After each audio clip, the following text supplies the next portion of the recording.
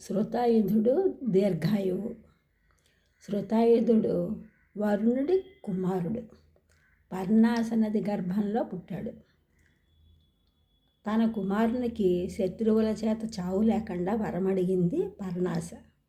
అప్పుడు ఒక గదని ఇచ్చాడు వరుణుడు. ఈ గద ఉన్నవాడు శత్రువుల చేత చావడు అని వరం ఇచ్చాడు. కానీ యుద్ధం చెయ్యని వాడి మీద ప్రయోగిస్తే మాత్రం అది ఎదురు తిరుగుతుంది, ప్రయోగించిన వాడినే తిరిగి వచ్చి చంపేస్తుంది అన్నాడు వరుణుడు. కురుక్షేత్ర సంగ్రామంలో కౌరవ పక్షాన్ని యుద్ధం చేశాడు శృతాయుధుడు. అర్జునుడితో యుద్ధం చేశాడు. అర్జునుడిని 3 బాణాలతో కొట్టాడు. కృష్ణుడి మీద 70 బాణాలు వేశాడు. ఒక వెడల్పాటి బాణం తీసి అర్జునుడి రథంపై ఉన్న కపిధ్వజంపై కొట్టాడు. వెంటనే అర్జునుడు అతని రథసారథిని చంపి 4 గుర్రాలు కూల్చేశాడు.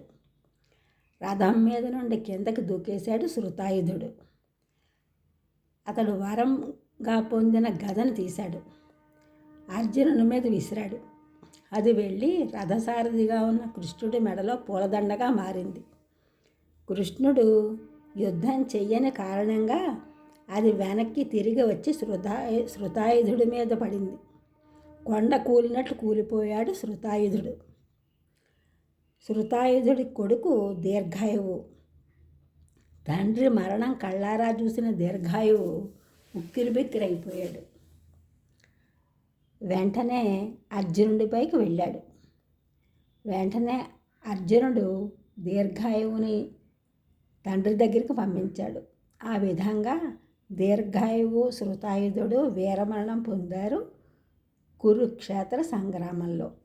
ఈ ఛానల్ చూసినందుకు సబ్స్క్రైబ్ చేయండి, షేర్ చేయండి, లైక్ చేయండి, కామెంట్ చేయండి. సబ్స్క్రైబ్ చేసిన అందరూ కూడా కృతజ్ఞతలు. షేర్ చేస్తున్నారు, లైక్ చేస్తున్నారు, కామెంట్ చేస్తున్న అందరికి కూడా ధన్యవాదములు.